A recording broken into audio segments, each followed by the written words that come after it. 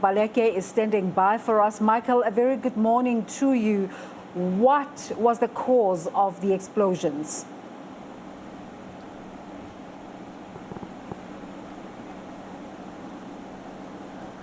Hello there. I am not sure what the cause of the explosion is, but what we can tell you right now is that the explosions happened about 30 minutes ago.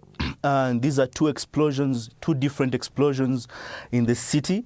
And one explosion happened at just the main central police station that is located right in the heart of Kampala.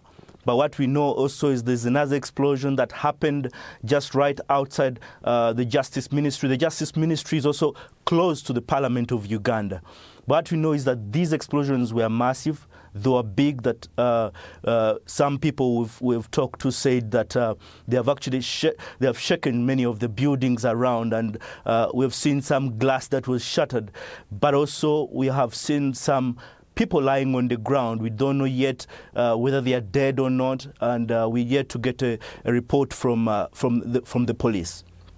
We were reporting earlier of 2 fatalities. Do you know if the numbers have changed?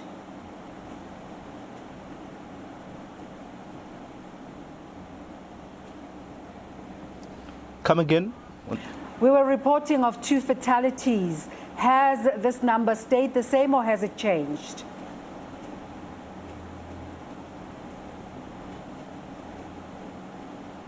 Well, we cannot tell the number of fatalities right now.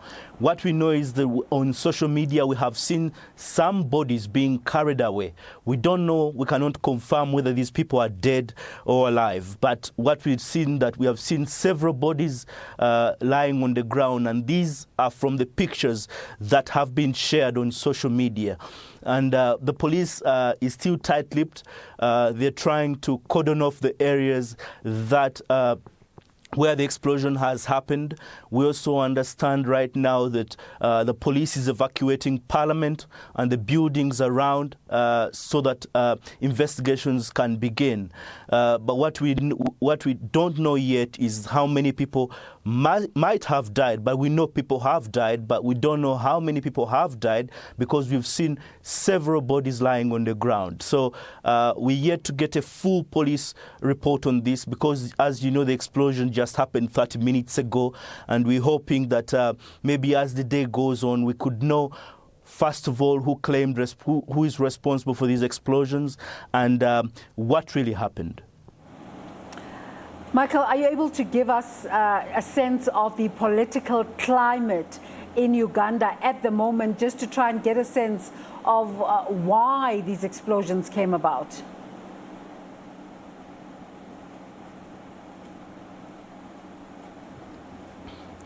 Well, I'll tell you this, that a couple of weeks ago, we had 2 separate explosions happening in Uganda. One explosion was at a restaurant just outside the capital, and another explosion happened at a bus. In a bus, actually, someone died in a bus. We understand now from the police that that person who died was a suicide bomber. And also in the eatery, that explosion killed a waiter, a girl in that restaurant.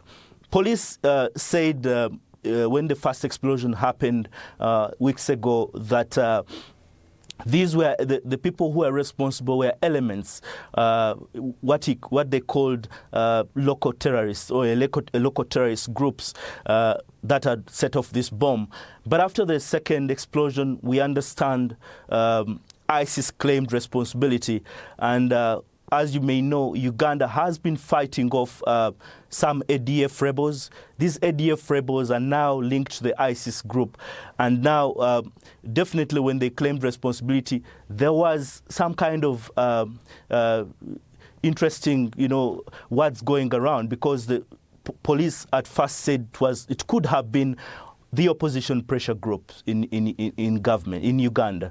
Yet now ISIS claimed responsibility. So yes, definitely it's a tough call because we know government has also arrested and previously and incarcerated some opposition leaders and is charging them with terrorism. So we don't know whether there's any link to this, and we don't know who is responsible for these latest bombings.